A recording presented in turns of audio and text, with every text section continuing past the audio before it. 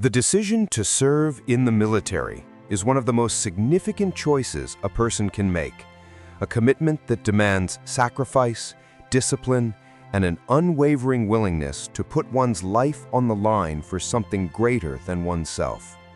For many, the path to enlistment represents not just a career, but a calling, a transformation, a chance to prove something to themselves and the world. Yet not everyone who dreams of wearing the uniform will ever get the opportunity. Long before the first day of basic training, before the drill sergeants and obstacle courses, before the oath and the flag and the rifle, there exists a rigorous screening process designed to ensure that only those who meet exacting standards are allowed to serve. And the reasons for disqualification are far more varied, more personal, and sometimes more heartbreaking than most people realize. This is not a story about rejection for the sake of exclusion. It is a story about standards born from necessity, about the military's obligation to protect not just the nation, but the individuals who serve within its ranks. Every disqualification, no matter how seemingly small or arbitrary, exists because somewhere in history, someone's life depended on it. These are the 13 things that can stand between a young person's dream of service and the reality of wearing the uniform, some expected, some surprising, and some that revealed the profound complexity of what it means to be deemed fit to serve. Medical conditions that cannot be waived.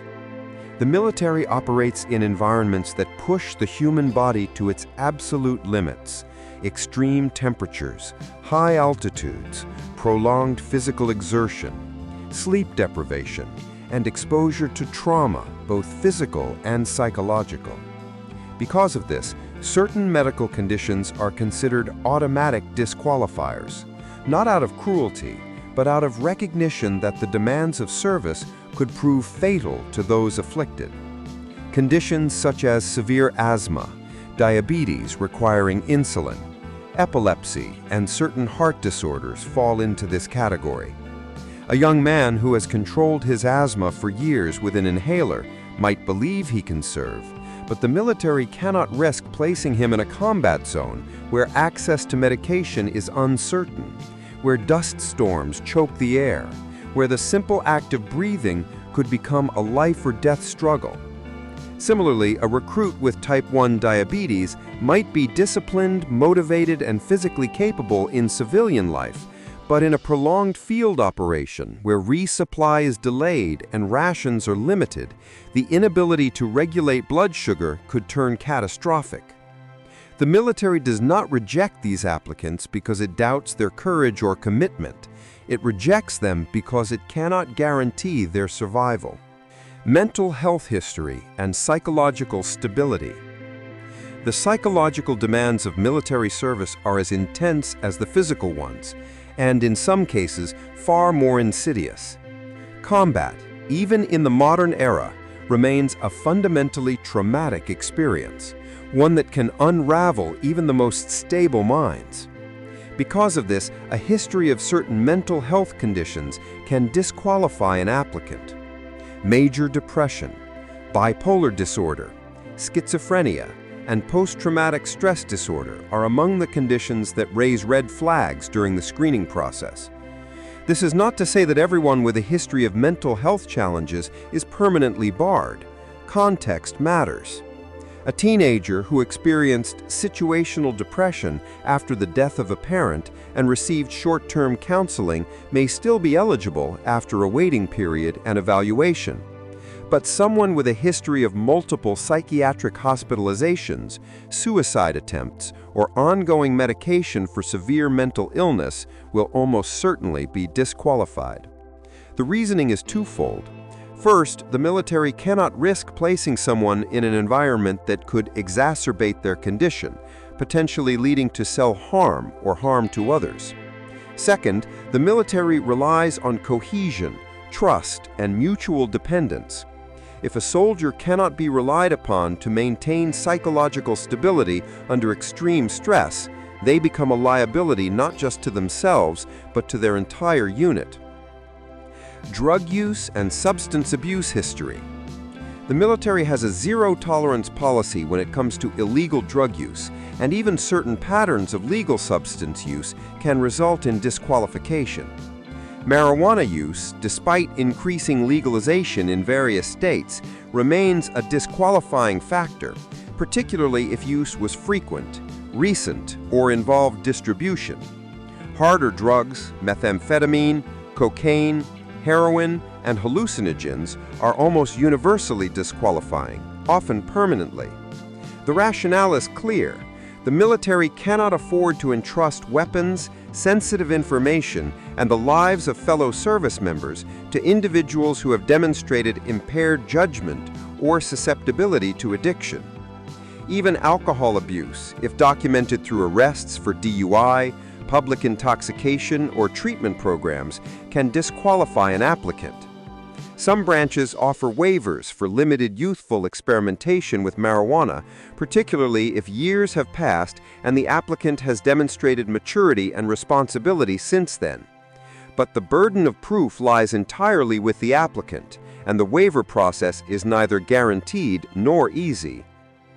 Criminal record and legal troubles.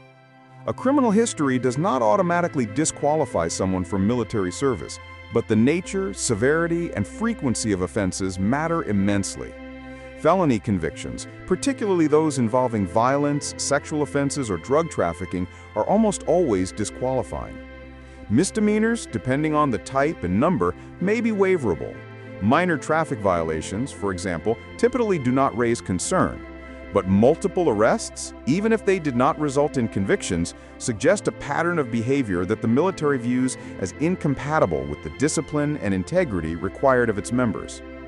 Domestic violence convictions carry particular weight due to the Lautenberg Amendment, which federally prohibits anyone convicted of a misdemeanor domestic violence offense from possessing firearms, a non-negotiable requirement for most military roles.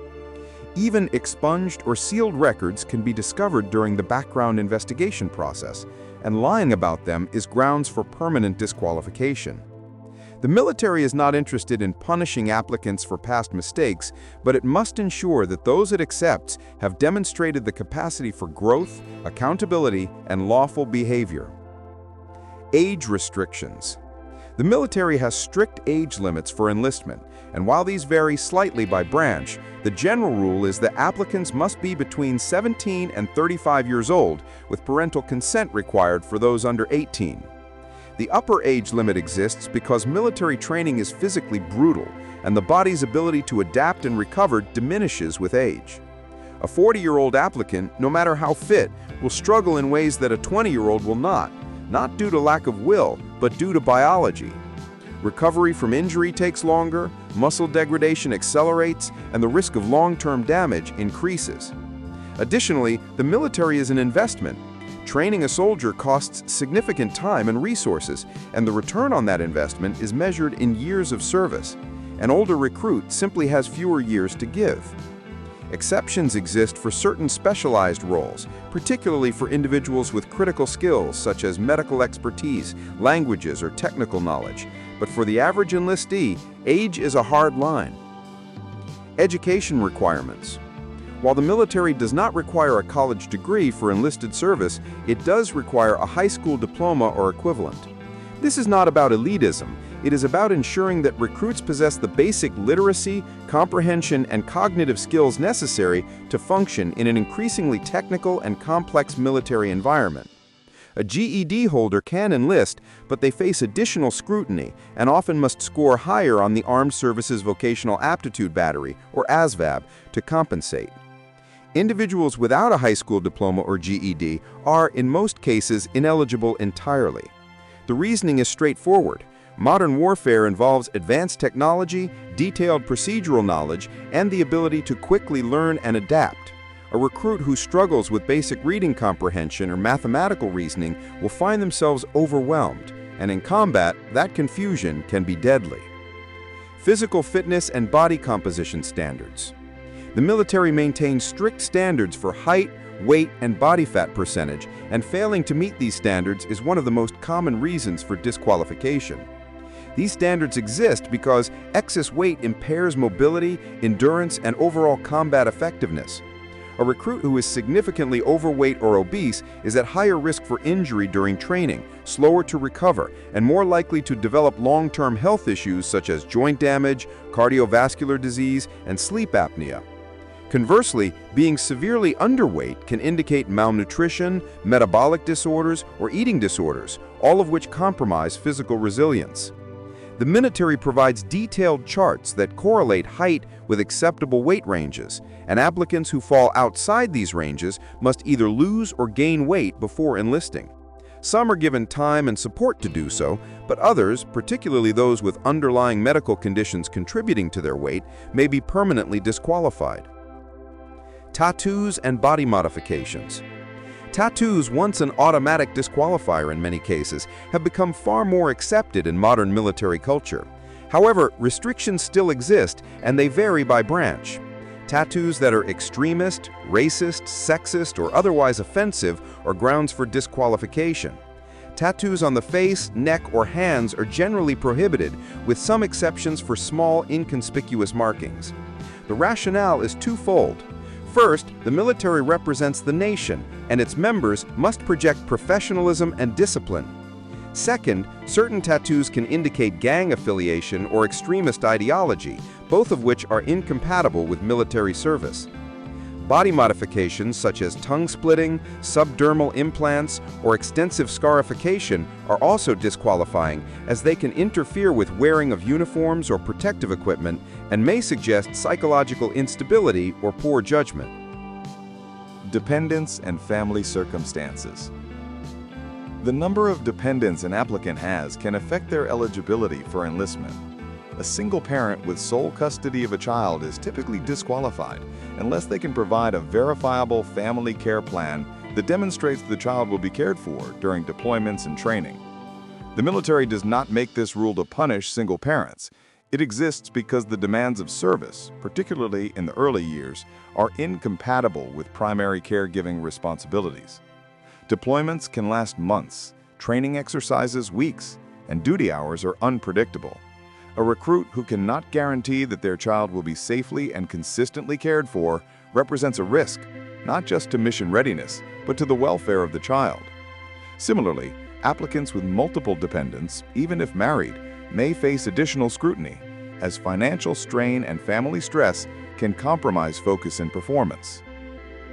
Moral waivers and the importance of integrity. One of the most surprising disqualifications is dishonesty during the enlistment process. Lying on application forms, omitting information, or providing false statements during interviews is grounds for immediate and permanent disqualification. The military operates on trust that orders will be followed, that information will be accurate, and that individuals will act with integrity even when no one is watching. An applicant who lies about drug use, criminal history, medical conditions, or any other disqualifying factor demonstrates a fundamental lack of integrity that the military cannot overlook. Even if the lie is discovered years later, it can result in discharge and loss of benefits. The message is clear. The military would rather reject an honest applicant with a flawed past than accept a dishonest one with a clean record. Citizenship and immigration status. To enlist in the U.S. military, applicants must be U.S. citizens or legal permanent residents, green card holders. Non-citizens can serve, and many do, often using their service as a pathway to citizenship. However, certain roles, particularly those requiring security clearances, are restricted to U.S. citizens. Undocumented immigrants are categorically ineligible, as are individuals with temporary visas or uncertain immigration status. The military's responsibility to national security requires that it thoroughly vet the backgrounds and loyalties of those it admits, and unclear or unstable immigration status introduces variables that cannot be adequately assessed. Vision and hearing standards. Eyesight and hearing are critical to military effectiveness, and failing to meet minimum standards in either area can result in disqualification. Severe vision impairment that cannot be corrected to 20/20 with glasses or contact lenses is disqualifying for most roles, though some support positions may offer waivers. Color blindness, depending on severity, can also limit or eliminate eligibility, particularly for roles that require the identification of color-coded wires, maps, or signals. Hearing loss, whether congenital or acquired, is similarly scrutinized. A recruit who cannot hear commands, radio communications, or environmental cues in a combat zone becomes a danger to themselves and others. Pre-existing injuries and orthopedic issues. Old injuries that have healed poorly or left lasting damage can disqualify applicants, even if they no longer cause pain. A fractured bone that healed improperly, a torn ligament that was never surgically repaired, or chronic joint instability can all raise red flags. The military's concern is not the past injury itself, but the likelihood of re-injury under the physical demands of training and service. A knee that feels fine during normal activity might fail catastrophically during a forced march with a heavy pack, or a shoulder with limited range of motion might prevent proper execution of combat maneuvers. Medical examiners are trained to identify these vulnerabilities, and applicants are often required to provide extensive medical records and, in some cases, undergo additional evaluations. The human cost of disqualification. For every regulation, every standard, every line drawn, there is a young person whose dream has been deferred or denied. Some will find alternative paths to service, military support roles, civilian defense contractors, veteran advocacy. Others will carry the weight of that rejection for the rest of their lives, wondering what might have been. But the military standards, however harsh they may seem, are not arbitrary. They exist because lives depend on them, because every soldier, sailor, airman, and Marine must be able to trust that the person beside them is physically capable, mentally resilient, legally clear, and morally sound. The 13 disqualifications outlined here are not barriers meant to exclude, they are thresholds meant to protect. And for those who meet them, who pass through the gauntlet of screening and evaluation and earn the right to serve, the privilege is all the greater for knowing how many were turned away.